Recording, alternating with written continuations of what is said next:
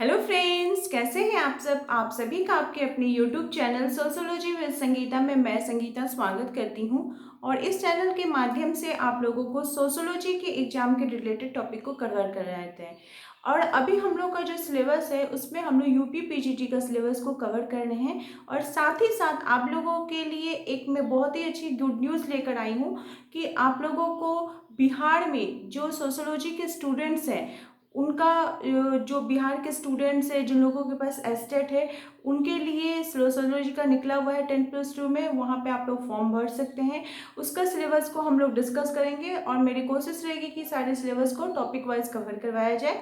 और साथ ही साथ झारखंड में सीडीपीओ का जो एग्ज़ाम होने वाला है तो उसमें भी एक आपको ऑप्शनल पेपर लेना होगा, तो उसमें सोशियोलॉजी का आपको सिलेबस दिया हुआ है।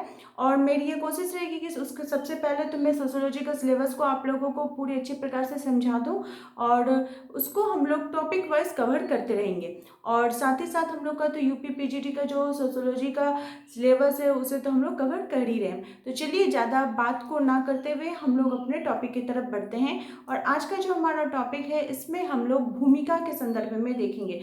भूमिका जिसे इंग्लिश में रोल बोला जाता है, इसी के अंतर्गत आज हम लोग देखेंगे अर्जित और प्रदत्त परिस्थिति के बीच के अंतर को, क्योंकि इससे रिलेटेड जो क्वेश्चंस है वो एग्जाम में पूछे ही जाते हैं। तो चलिए हमारे टॉपिक को स्टार्ट करते हैं। तो सबसे पहले हम लोग क्या देखते हैं कि भूमिका भूमिका ये जो रोल है ये किनके द्वारा दिया गया है। रोल यानी जो भूमिका ये किनके द्वारा बात की गई है, तो रॉल्फ लिल्टन जी के द्वारा। रॉल्फ लिल्टन ने सबसे पहले भूमिका के संदर्भ में अपने वक्तव्य को रखा था। और वे कब रखे थे, तो वे 1916 में इसकी बात करते हैं। 1916 में बात करने के बाद क्या होता है, उन्होंने जब इसकी भूमिका के संदर्भ में अपनी अवधारणाओं को प्रस्तुत किया, इसके संदर्भ में विभिन्न विभिन्न समाजशास्त्रियों ने इसकी बात की, जिसका वीडियो मैं डिस्क्रिप्शन बॉक्स में दे दूंगी, आप लोग वहां पे जाके चेकआउट कर सकते हैं। और साथ ही साथ भूमिका के प्रकारों के संदर्भ में भी बात की। तो आज का जो हमारा टॉपिक है जिसमें हम लोग प्रदत्त और अर्जित परिस्थिति के बीच अंतर को देखेंगे, तो ये जो टॉपिक है ये अंतर किनके द्वारा दिया गया था, तो रॉल्फ लिल्टन जी के द्वारा दिया गया था। लिल्टन महोदय ने इसके संदर्भ में सबसे पहले बात की थी। तो उन्हीं की हम जो विभेदीकरण है अर्जित और प्रदत्त परिस्थिति के बीच अंतर को देखेंगे। तो हमारा क्या टॉपिक है, प्रदत्त परिस्थिति। यहाँ पे हम लोग बीच में ऐसे लाइन खींच देंगे जिससे हम लोग को समझने में सुविधा होगी। और इधर लिख लेते हैं अर्जित परिस्थिति।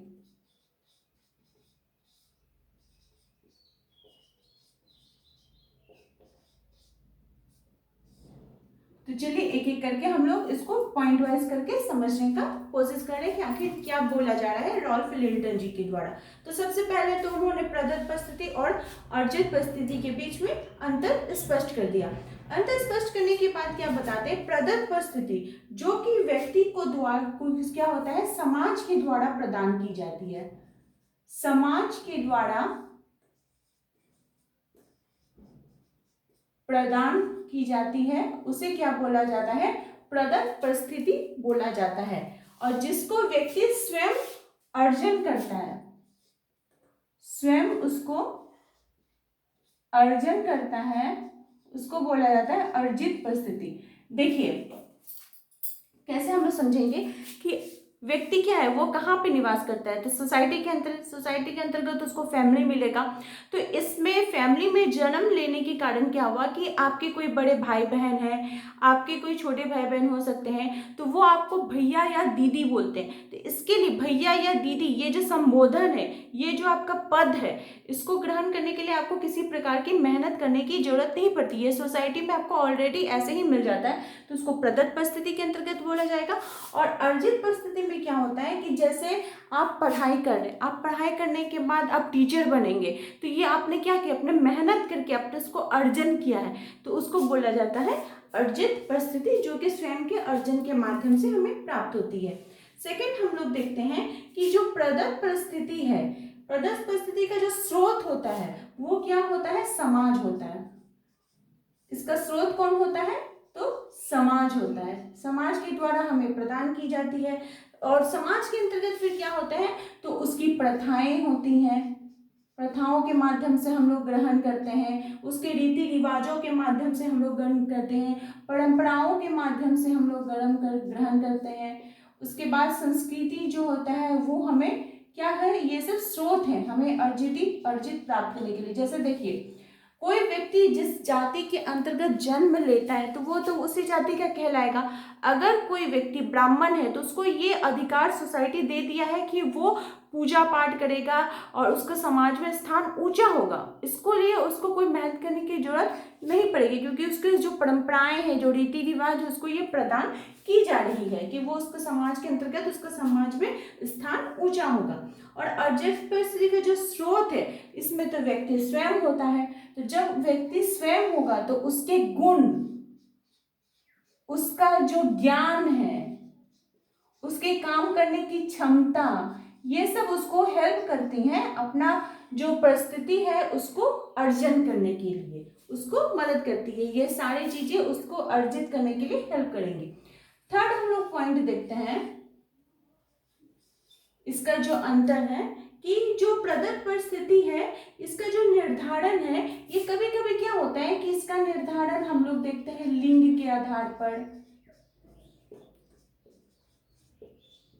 जन्म के आधार पर, जाति के आधार पर प्रदत्त परिस्थिति का हम लोग अंतर देखने को मिलता है। उसमें क्या होता है कि जब व्यक्ति परिवार के अंतर्गत रहता है तो परिवार के अंतर्गत जो उसकी नातेदारी की जो व्यवस्थाएं होती हैं उसको फॉलो करता है, उसका जो लिंग होता है उससे वो रिलेटेड रहता है, उसके परिवार में जो भी उसके प्रदत्त जो अर्जित करने की जो स्थिति होती है, जिसको वो उसको कोई मेहनत करने की जरूरत नहीं पड़ती है, ये सभी आ जाएंगे प्रदत्त परिस्थिति के अंतर्गत। जैसे देखिए, लिंग में हो गया कि कोई स्त्री पुरुष है तो उसको उस तरह से समाज में सम्मान मिलेगा, ठीक है, परिवार में उसका वैसा स्थान रहेगा। जाति उसका रिलेटेड हो गया। नातेदारी प्रथा के अंतर्गत जैसे हम लोगों ने पढ़ा था कि जो परिहास या परिहार का जो नातेदारी है, जैसे कि अगर कोई बहु जाति है तो ससुर जी को वो सम्मान देती है, उनसे वो घूंटा करती है, तो ये सब परिहार के अंतर्गत आ गया। तो ये सब क्या है, सोसाइटी दे रहा है, किसमें दे रहा है, तो वो प्रदत्त परिस्थिति के अंतर्गत हम लोग को दे रहा है।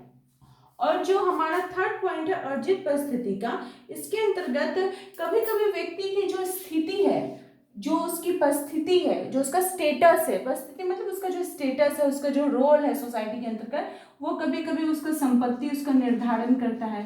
कोई व्यक्ति का अगर बहुत ज्यादा संपत्ति होगा तो उसका समाज में स्थान ऊंचा होगा। कभी कभी सत्ता, जो पावर होता है वो रिलेटेड होता है। कभी कभी उसका जो ज्ञान होता है, उसकी जो डिग्री होती है, वो भी इम्पोर्टेंट रोल अदा करती है उसका समाज में स्थान के लिए। फिर हम लोग देखते हैं जो फोर्थ पॉइंट है कि जो प्रदत्त परिस्थिति है वो स्थायी होती है। इसके अंतर्गत हमें कभी कोई परिवर्तन देखने को नहीं मिलता है। अगर आप परिवार के अंतर्गत बड़े भैया हैं तो आप बड़े भैया ही रहेंगे, इसमें आपको कोई चेंजेबल देखने को नहीं मिलेगा।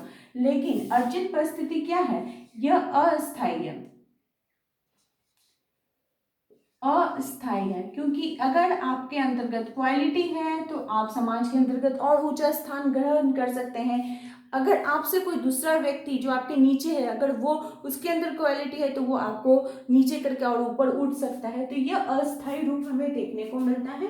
और फिर हम लोग देखते हैं प्रदत्त परिस्थिति का फिफ्थ पॉइंट को, तो ये अनिश्चित होता है और इसका जो अधिकार क्षेत्र होता है वो हमें पता नहीं चलता है, ये अनिश्चित है और इसका अधिकार भी क्षेत्र भी हमें ज्ञात नहीं है कि क्या तो होगा। अधिकार क्षेत्र के बारे में हमने ज्ञात नहीं है,